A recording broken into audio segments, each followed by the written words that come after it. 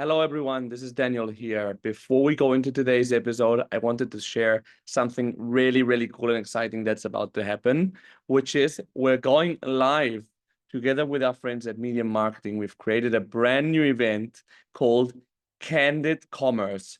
As the name implies, we'll toss away all the fluff, all the red tape you'll normally find in events.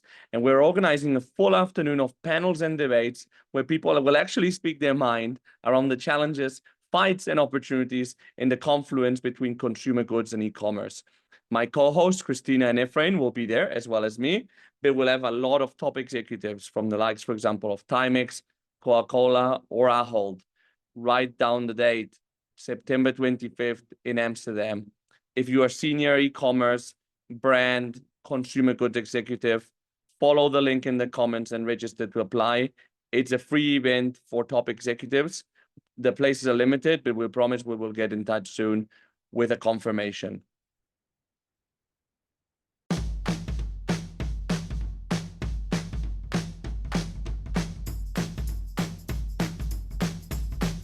Welcome to the FMCG Guys, the podcast that dives into the innovation, strategy, and trends shaping consumer goods and retail in Europe and beyond.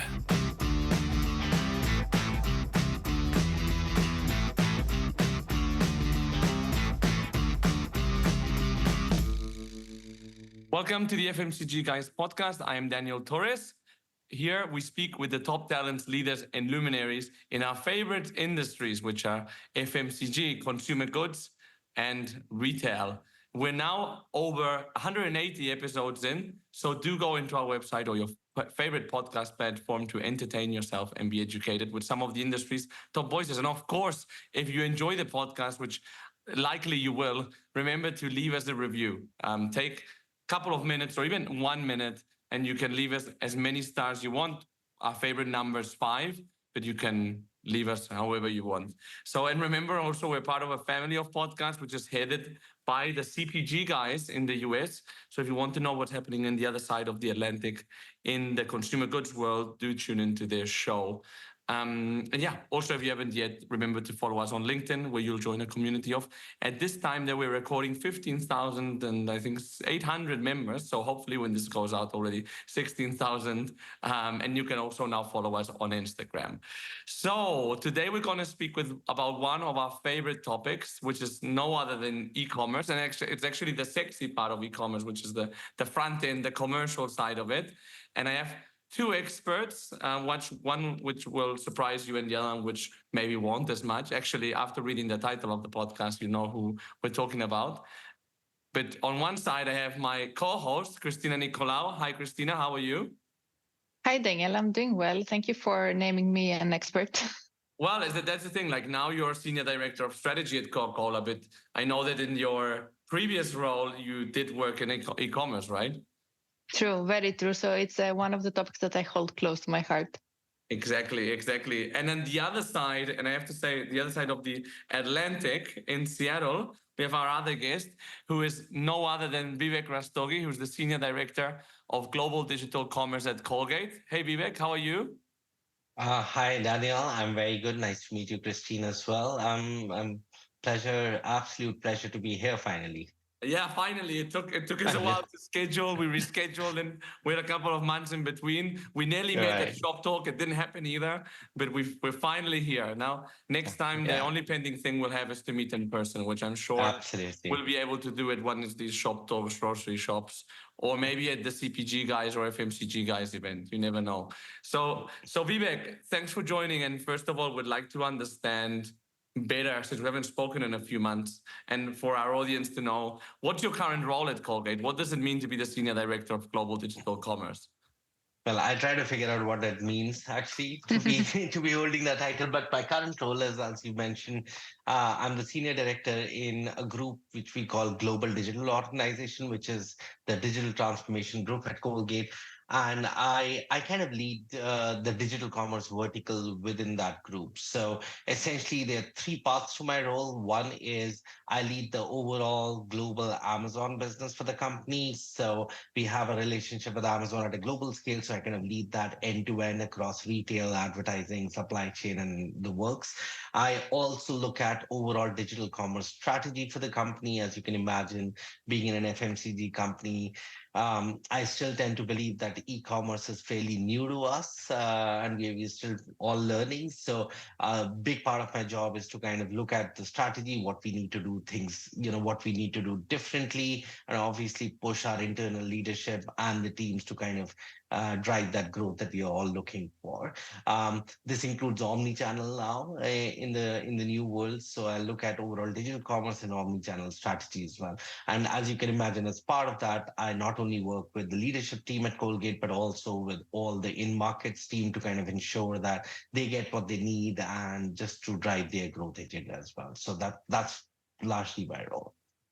And you have a career that expands many years in Colgate, right? So tell us a little bit, how did you get into the e-commerce part? Oh, to be honest, I just got lucky, I guess, right? I was like a typical FMCG guy, sales and marketing, kind of moving up the organization, doing all the sales and marketing roles. And uh, I think I think my first foray into e-commerce was back in 2015. I was sitting in India, Mumbai, and the company offered me an opportunity to come to the UK to lead funnily enough, Tesco's e-commerce business. And trust me, I had no idea about e-commerce. Like I had never done anything on e-commerce. I think it was new for Colgate and the industry as well back in 2015, right? So I just got lucky. Colgate has this thing of promoting internal talent and giving them as much experience as possible. So I think it was just a chance. Opportunity, which I obviously grabbed with both hands, landed in UK for a couple of years, worked with Tesco, and yeah, that's how I got into e-commerce. Obviously the e-commerce world was very different than what it is today, but it was an immense learning experience, landing in a new continent and a country and doing something which nobody had done. Even when working with Tesco at that time, they had just put together a new e-commerce team for FMCG brands, and we were kind of hand in hand just learning and doing at the same time. So that's how I landed. No, it wasn't planned. It wasn't something that I was looking for. It just came my way, and actually, I'm glad that I took that opportunity. Yeah, and that's interesting because 2015 was more or less a couple of years in that I started my career in headhunting. But I remember like 2013, 2014, like we were headhunting for one of the big consumer goods companies in the UK. And they would like really didn't have any clue of what to hire externally. They were hiring externally, but I remember a local e-tailing role for the UK and a global one. And we were interviewing like people from Google, people from startups, people with the few people that had FMCG commerce experience as well. So it was just such an interesting moment that nobody knew what the hell was going to happen. And like there was a school of thought that said that everything would be DTC and every company would establish their own shop, right? You remember that, but that obviously didn't happen, right? So. Yeah. No, it was quite an unknown at that time because, like, especially in our categories, selling toothpaste in an online world was something that, nobody thought that people will start buying toothpaste and things, personal care categories online. But we said we'll try. I mean, let's see. And, we know how it worked out in the last 10 years now. So. Yeah, so it was a very different world back then. And then you left that world once you set up Tesco and you went to the US, right, to manage Amazon, which was already like a very big player when it comes also to grocery. What was that experience like? Yeah, I actually moved back to India into a more traditional role, for a couple of years, and then the US opportunity came in, and possibly again at that time, I was, as Danielle said, I was one of the few e-commerce, like few FMCG person who had some kind of an e-commerce experience. So they asked me to come to the US to lead our Amazon business in the US at that time.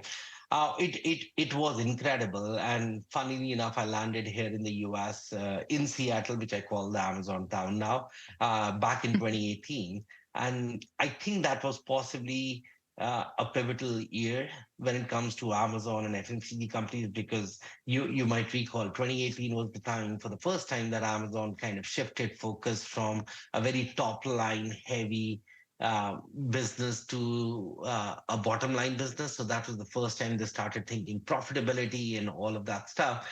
And I think within the 2 weeks that I landed in the US was what I call the crap wave from Amazon, right? They started focusing on profitability, and then they said, oh, we don't make money on all of your products, and we'll crap out those items. And for the listeners who don't know what crap stands for, it is an Amazon term. So I'm not using crap just because I want to use it. It's It's an an official acronym. It's an Amazon acronym. term.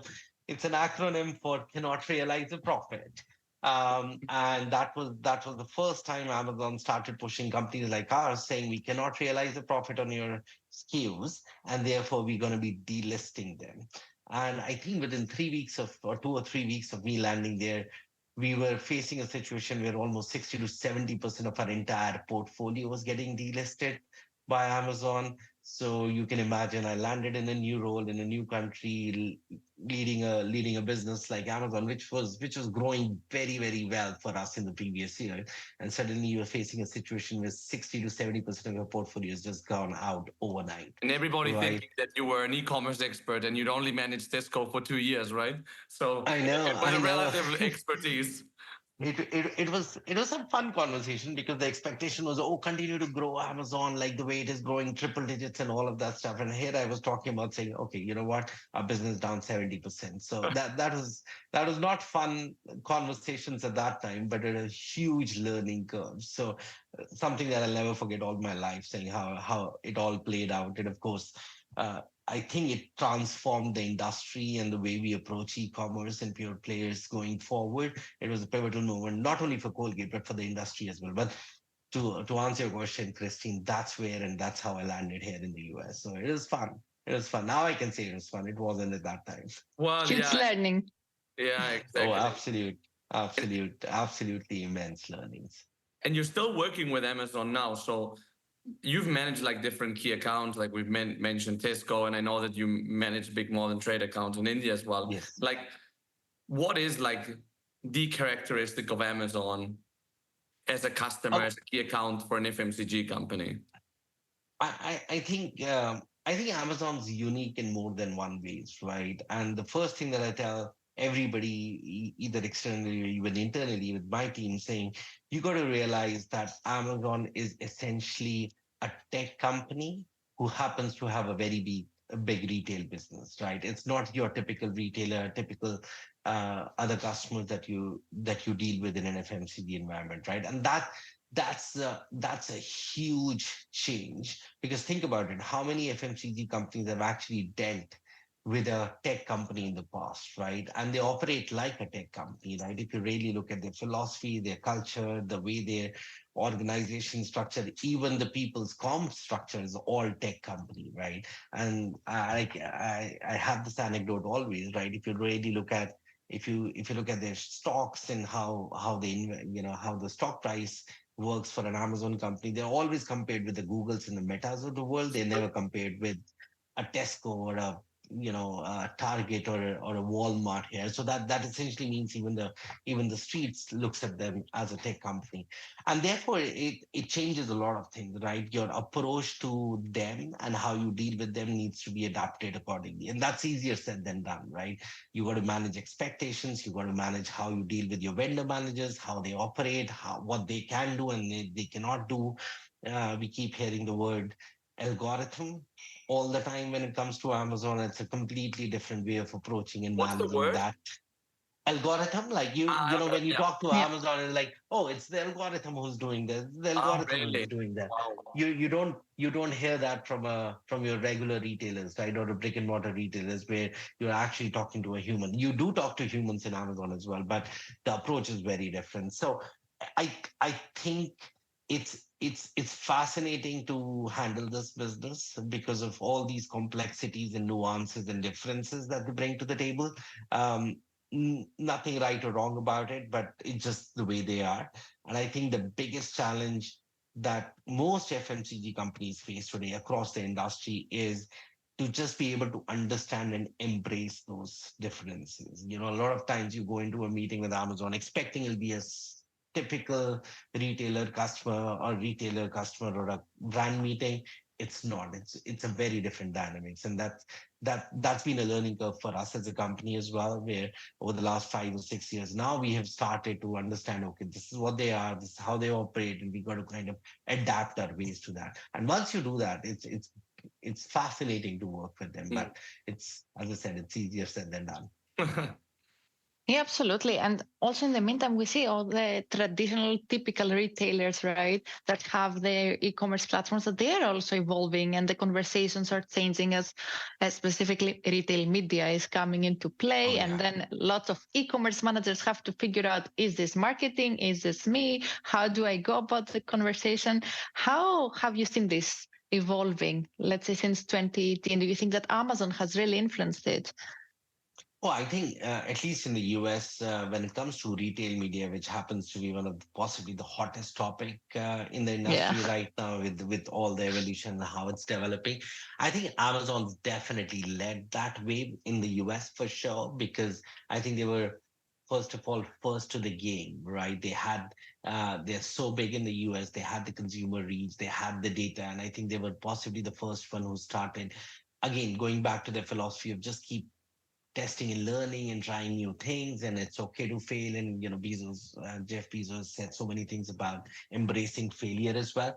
So I think they were the one who pushed the envelope for the industry to kind of try this out. And obviously they did not get it right in the first place. They've had a lot of pivots and changes as well. But I think what they've shown the retail industry is that the just the possibility of retail media, obviously for the retailers, it's a huge margin play. Like you're talking suddenly a retailer realizing, oh, I've always made single digit margins and profits in my business. And suddenly you are talking about an opportunity which is, I don't know, upwards of 70, 80, 90% by some reports. So obviously everyone's jumped to the bandwagon when it comes to retail media as well. But so I think that's what's happened from a retail industry perspective. But even for companies like us and FMCG, it's it's a completely different scenario that we've walked into. And I love talking about that because I think there's a lot of opportunities. There are a lot of potential ways that we can leverage it when it comes to reaching the consumers, audiences, targeting, personalization, all of those things that brands have ever dreamed of.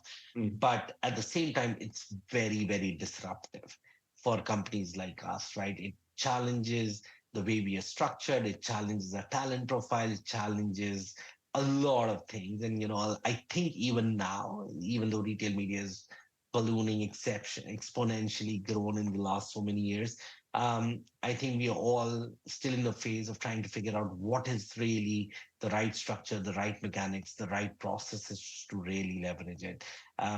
And I'll give you two examples, which I think fascinating. And I sit in those conversations, kind of observing how the dynamics work. I think the first thing to know is for the first time, when it comes to retail media, what we're seeing is an equation flip, right? For the first time, retailers are the sellers and brands are the buyers of media, right? Which is a completely different shift in the equation, because it's always been the other way around, right? You sell your products and the buyer buys it. It's the other way around, and it changes a lot of dynamics. It changes a lot of how the discussions happen. And related to that is also because it is retail media. A lot of times people who are on the sales side of things or the retail side of things from an FMCG perspective have to talk media suddenly. And they've never spoken media. They don't understand advertising, right? And they're suddenly sitting in a meeting with a retailer like an Amazon or a Walmart here, and they're talking advertising, and the person has no idea because obviously they've never had to deal with it. Um, or you talk about the marketing side of things, and marketing people from our folks, they're suddenly sitting in meetings talking to a retailer, which again they have never done before. So it's a very interesting dynamics, and obviously leads to a lot of room for talent development now, because that's a huge gap suddenly, where as a commercial manager now, and if you've always built your career in sales or customer development as we call it, You now need to understand media, and you now need to understand advertising, which has never been the need before. And the marketing folks now suddenly need to realize how do you manage customer relationships and things like that. So it's fascinating sitting in those meetings, and people are looking at each other like who's responding to which question and how do I tackle this Yeah. and all that stuff. It comes in the JBP conversation. So I think it's very disruptive as well. And I think all organizations right now are trying to figure out what's the right balance, how do we structure teams differently, and so on and so forth. So Yeah. And curious to know, like, because that's the thing, like the lines are blurring so much. Like, are there like any tangible impacts that you, Vivek, or maybe you, Christina, as well, working in another multinational, are seeing right now of like clear changes of like organizational structure?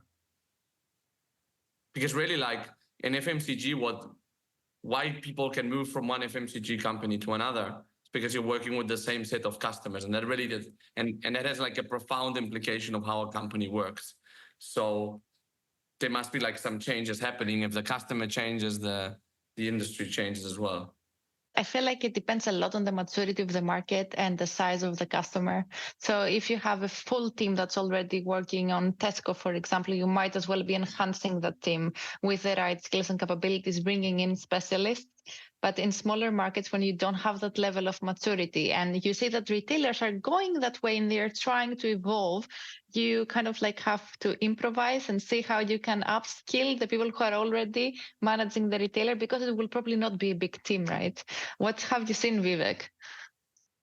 yeah, no, absolutely right. The number of people in the team and how big the account is one thing. But I think in the last few years, it's evolved in two phases. I think when e-commerce came into the picture about 6, 7, 8 years back, before even retail media, I think there was a realization that the silos of sales and marketing specifically, or even commercially, supply chain, packaging don't work, right? So a lot of companies were moving to a structure where it was, as you mentioned, Christine, there was a cross-functional team where the entire e-commerce team will sit together, the sales and the marketing and supply chain and packaging, all those kind of functions will sit as part of one team. Because Daniel, you mentioned about the blurring of the boundaries. It started happening even then. But I think the phase two coming with retail media is that I don't think so. It's enough to have just a salesperson and a marketing person sitting in the same team. It's just that one individual needs to have at least some basic understanding and knowledge of both already. So now, when we look at account managers, to be honest, and Daniel, that might be something that you might be seeing in your talent recruitment world as well.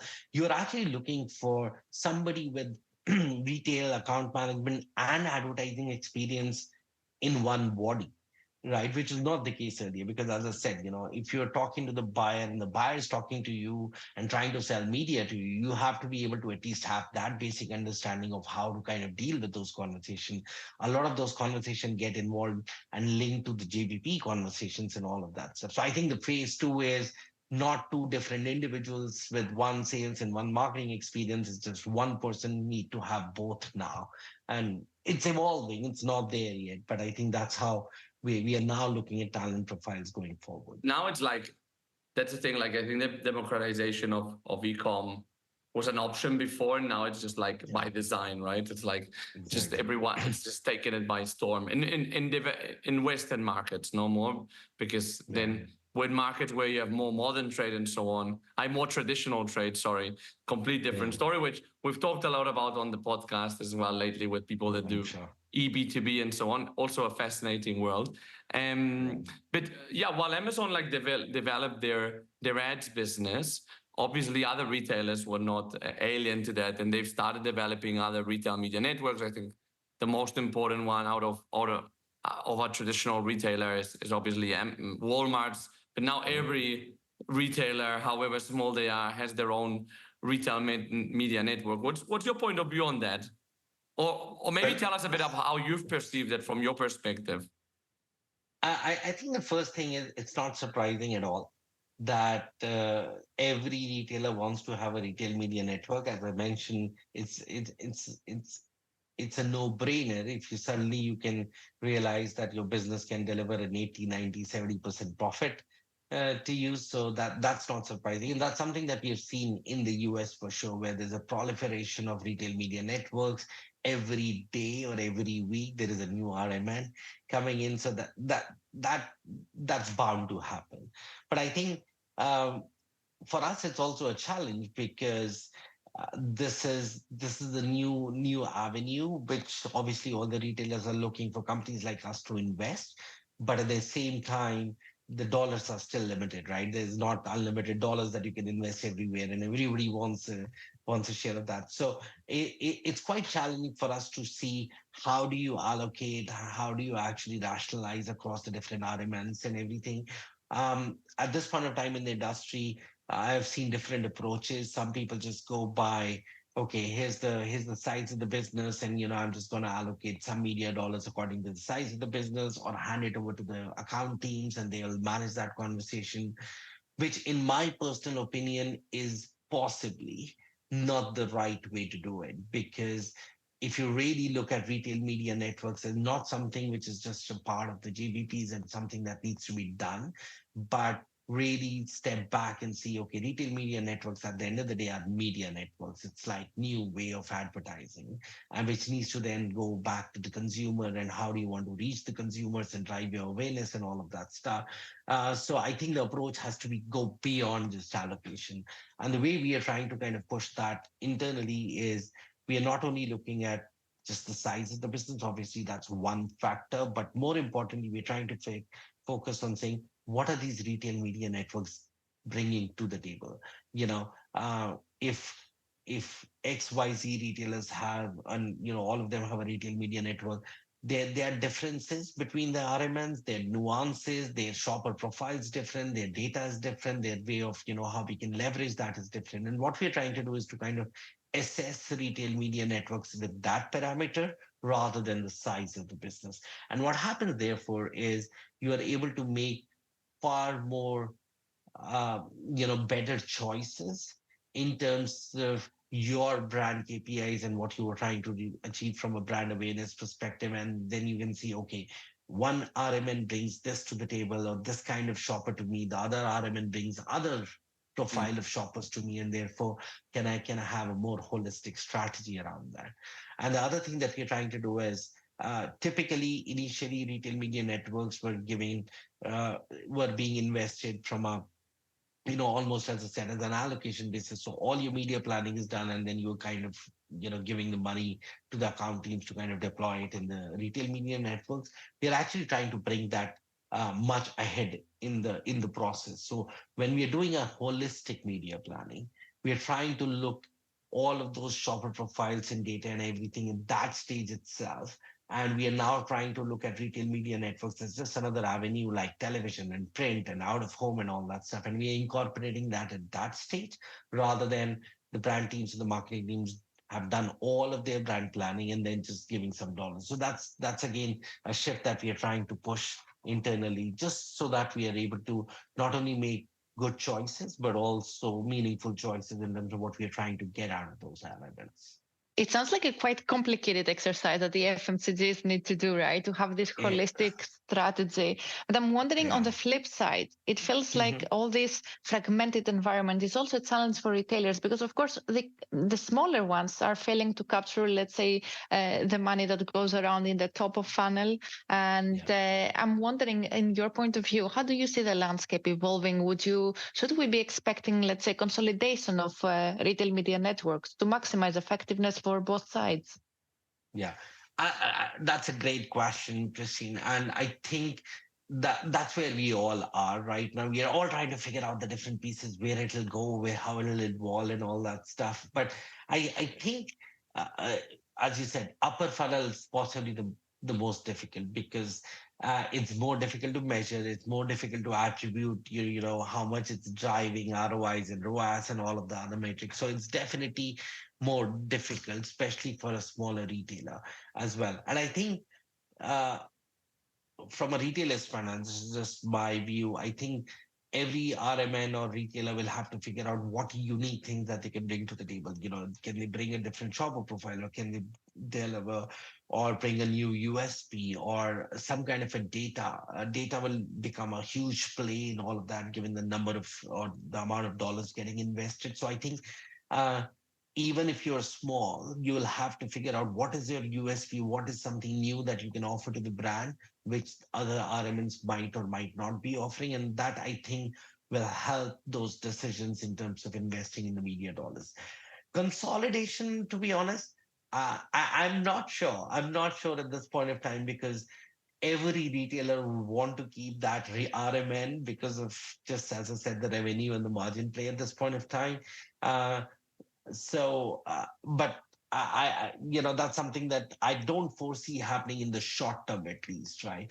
But I think what might happen, at least from a smaller retailer perspective, from a monetization perspective, there might be other players or other players coming into the market where they'll say, okay, you don't have to run your RMN yourself. I'm going to take it, and I'm going to take it from 5 different people, and kind of give brands a more holistic picture, and a good mix of what they can do.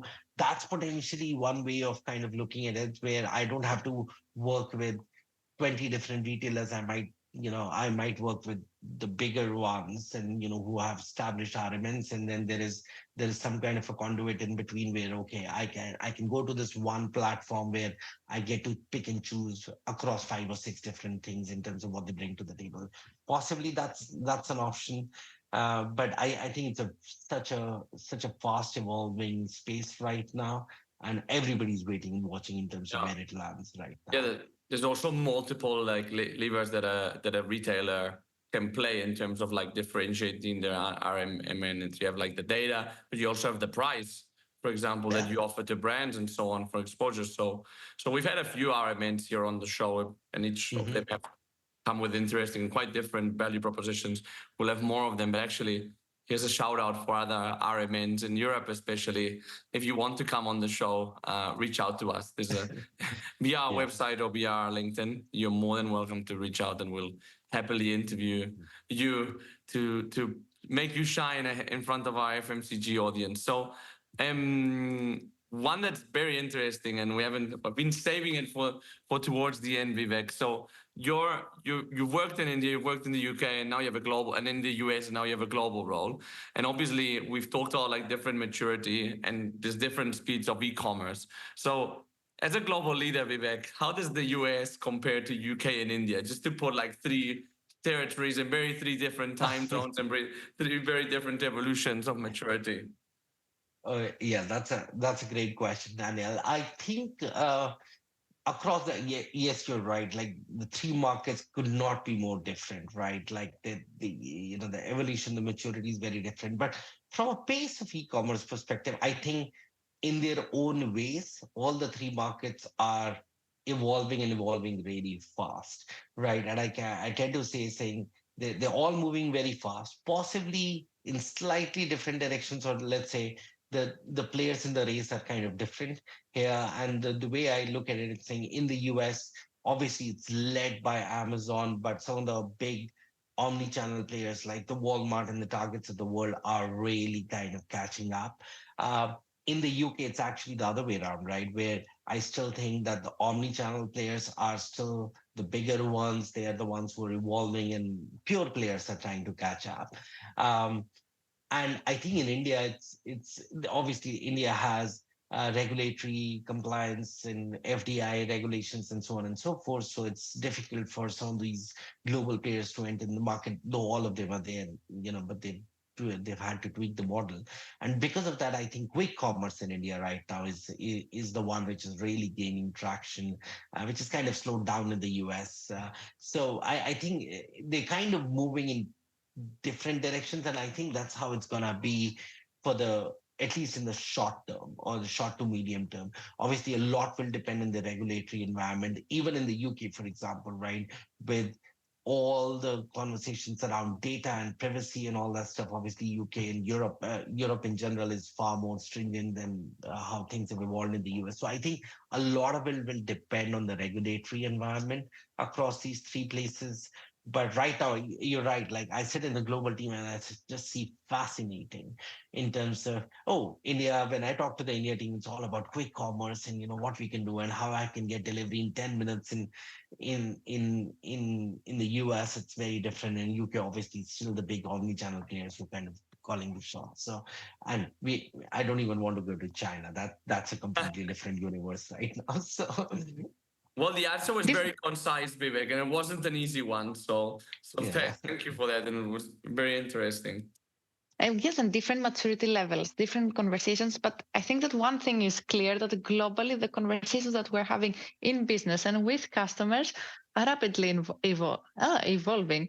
And we do need to have a lot more people upskilling or differentiating their skills across different fields that we were not expecting before. So my question to you, Vivek, is what is the need for the future CEO? Should we be encouraging people to go through an e-commerce role first? I don't think so. It's about encouraging anymore. I think they'll have to. And the way Uh-huh. I look at it, saying, yes, we all sit in FMCG industry and we know the channels and we talk about e-commerce and omni-channel and brick and mortar and all of that stuff. I speak to a lot of my family and friends and they don't care.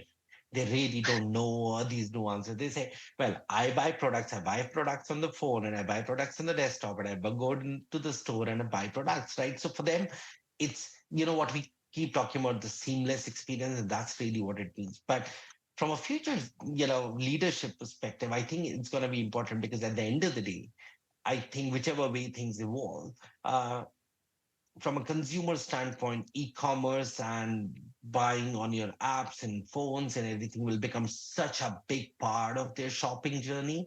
And from a company standpoint, and I know most companies are kind of moving in that direction, that in the next few years or a decade or so, if 20, 40, 60% of your business will come from this channel, I think as a leadership, you will have to have had that experience, right? So I don't think so you have a choice. And uh, I say it's like, e-commerce possibly will become like in the olden days, you have had to had a Walmart experience in the US to become a leadership. Or if you're coming from a marketing world, you need to understand television advertising to get to a leadership. I think e-commerce is going to be just one of those things going forward. So I think it's not only about encouraging, they won't have a choice because if they really need to understand the nuances, because e-commerce, as we've spoken about, is very nuanced, right? So if they need to understand the nuances and therefore be able to steer the organization into that direction in terms of what changes are needed, what processes needs to be revisited, and all that stuff, they've had to have that experience. So I think it just will become a necessary thing for any leadership to actually go through at some point of time in their career. Yeah, I think that probably like in what 3 years we'll start seeing new CEOs of big companies that have done an e-commerce role. Just thinking of age and when it started, I think we'll start to see the first ones. And Vivek, we have this one question that we ask all our guests, which our Sure. loyal listeners will know about, which is with everything that you've learned during your career, if you went back to your younger self when you graduated and entered the workforce, what would be that one piece of advice you would give yourself? Oh, wow. Can I give two? You can. Okay. Okay, fair. Thank you. No, I think one of the philosophies that I have always operated is, and that's helped me in my career across the different places, is just getting your hands dirty, right? Especially in your initial part of your career. And I say that cross functionally. So even if you're a salesperson or a marketing person, I think it's very, very important to not only get your hands dirty, but have at least some basic understanding of the different cross function and the commercial functions that you will deal with. Because as you grow up in your career, uh, a lot of your work is just about dealing with cross-functional teams and commercial teams and all of that stuff. And if you have some understanding of how things operate in that function or that environment, just helps to get that credibility and trust and have a voice. So definitely that. And the second thing that I now look back and say, uh, don't hesitate to ask and seek for help and ask questions, right? I've done that a lot where when I got into e-commerce and any of these new functions, which I had no idea about, right? I was shameless as well as humble enough to go and tell people saying, I don't know anything about it. help me or tell me or teach me. And my favorite line is, explain it to me the way I'd explain it to my 8-year-old daughter. And my experience is I've never heard a no for an answer, right? People are more than willing to help, and that just helps so much to bring that perspective that you need as you grow up in the organization. So sorry, Daniel, I have two, which I think I would definitely tell my younger self.